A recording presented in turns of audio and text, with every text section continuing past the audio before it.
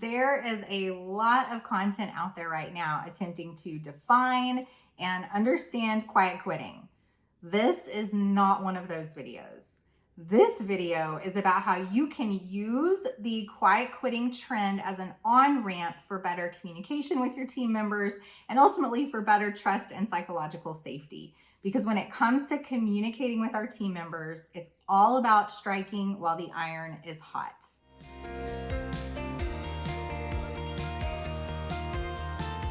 Hi there, welcome to People Ops Problems. I'm Leanne, and if you're anything like me, you are a little weary, if not annoyed, at the amount of quiet quitting content that's out there, really just trying to understand and define it. Seems like the definition is changing all the time. Is it just employees setting healthy boundaries? Is it what we've already called active disengagement? Is it, I heard this take the other day, is it the Gen Z version of a strike, right? Who knows? And in my opinion, who cares? Those are not the important questions that we should be asking, because long before the term quiet quitting kind of took corporate, online spaces by storm, people and culture leaders, people managers have been asking questions about how to improve employee engagement and retention and well-being. How do we decrease turnover? How do we attract candidates that really align with our vision, mission, and values and want to stay with us as an organization? So to me, the question isn't what is quiet quitting, and even really how do we prevent it? It's more, how do we take this trend, this kind of cultural moment that we're experiencing, and use it as a way to build and strengthen and nurture relationships with our team members. So I'm going to share with you 3 things that I have seen leaders do that I think are a mistake with respect to quiet quitting. And then I'm going to share with you 3 communication strategies that you can use to discuss quiet quitting with your employees and ultimately to build stronger relationships with them. So let's jump in. First thing that you do not want to do is something that I've seen some leaders do is panic about the trend, that you've read one too many Harvard Business Review articles and seen one too many LinkedIn posts about quiet quitting, and now you are panicking and you're watching and you're waiting for somebody to quit so you can kind of confirm that quiet quitting has impacted your organization. Or maybe you're thinking impulsively about what you should do to decrease the chances quickly that employees are going to hop on the quiet quitting trend. The problem with this is that our employees sense that. They are not, they're not stupid, right? They understand what we're doing. And so we've got to be really careful about the messages that we send them.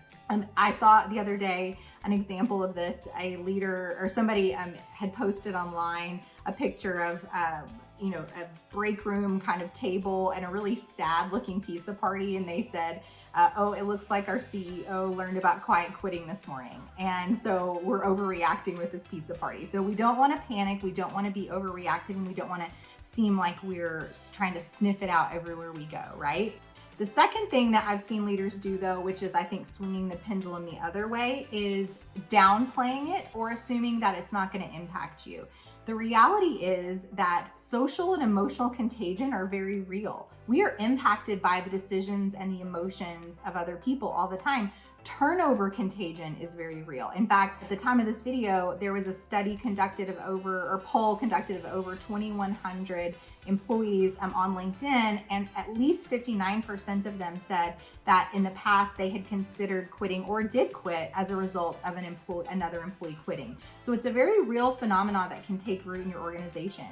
So you don't want to downplay it. But then the third thing you don't want to do, and this is perhaps the worst, I don't know, I could debate that with myself probably, but perhaps the worst is mocking it or bashing it, or keeping your take all about what the organization stands to lose as opposed to the real felt emotions of the people on your teams. And so I've seen, again, a lot of takes about, this being really offensive to organizations. And while I understand that perspective, ultimately, those are not the messages that you want your employees reading that you've posted on LinkedIn, right? So be careful about mocking it or bashing it, and then of course downplaying it or panicking about it. Okay, so now that you know what not to do, what are some things that you can do in terms of your communication strategy to use quiet quitting as an on-ramp to improve relationships? So I'm going to share 3 strategies with you. Number 1 is using this cultural moment, right, this trend to ask really insightful questions and engage in employee listening, right? So there's a lot of different types of questions you can ask. I'll share a few examples. For one, let's say you're in a team meeting. You might say something like, I'm curious about your perspective, right? And you're talking kind of to your collective group. I'm curious, what is your perspective on all of this quiet quitting content that's out there right now, right? So you just ask an open-ended question instead of going, Sarah, are you thinking about quiet quitting, right? Instead of that, you're asking an open-ended question that allows for some qualitative, some rich feedback to float to the surface. So suddenly your employees are gonna share in part about their observations kind of at the trend at a 30,000 foot view, but also they might share some personal experiences. They might share some experiences of friends or family members who are going through those sort of feelings. So it's a great opportunity to get that employee listening muscle, kind of at work in your organization. Another thing you might say is to everybody is, hey, what is your thoughts around what's contributing to so many employees feeling this way right now? Because again, you're not putting them on the spot and asking them directly to speak about themselves, which could feel very awkward, especially in a group setting. Here, what you're doing is asking them generally what their feelings are. And I promise you, when you ask these kind of questions, you're going to get so many insights about how your team members are feeling, but also how your collective team members are feeling. You could maybe in a one-on-one setting with an employee, ask a more direct question and not say like, are you tempted to quiet quit? I wouldn't phrase it that way. But I might say, hey, I'm curious after, I've been reading and learning kind of about this like cultural phenomena that's happening right now. How do you personally feel about your workload distribution and your work-life integration? Is there anything that we can do to better support you there, right? So it's using the language and the trend as an on-ramp for better communication. So that's strategy number one, ask really good questions.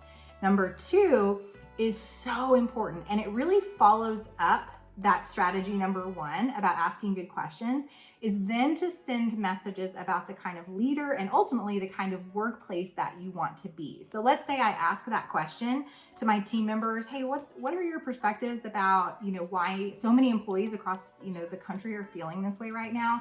And I get some good feedback. Then I can say, as a communication strategy, I just want you all to know that it is so important to me. It's so important to the organization that you feel supported and cared for and that you have high well-being. If we are missing it anywhere here, if we're not thinking about an aspect of your well-being that we should, please let me know. Please let me know. I'm here for you. Sending those kind of messages after asking those questions is closing the loop for your employees, and it's going to send them a message that you care about them as individuals. Now, another video for another day is actually backing up those kind of comments that you make, but I hope that you can use that as an opportunity to send messages about the kind of workplace and the kind of leader that you want to be. And then the third strategy, and this is maybe my favorite, is that you share appropriate disclosures. Tell your own story of burnout if you have them, and many leaders that I know do, myself included. So this is not to share a lot of gory details or to TMI your teammates, but to share with them some of the experiences that you've had around burnout in the past, around feeling maybe like you were not in a great fit for your strengths or for your future career goals, and what you learned from that process. That self-disclosure increases trust, increases psychological safety, and it also breeds reciprocity that your team members are likely to then share stories with you about how they're feeling. So those are my 3 strategies for how you can use the trend of quiet quitting to really improve communication and ultimately strengthen relationships with your team members. So there you have it. Another, albeit hopefully not as cookie cutter take on quiet quitting. Thank you so much for being here. I hope you have a wonderful week, and I'll see you next time. Bye.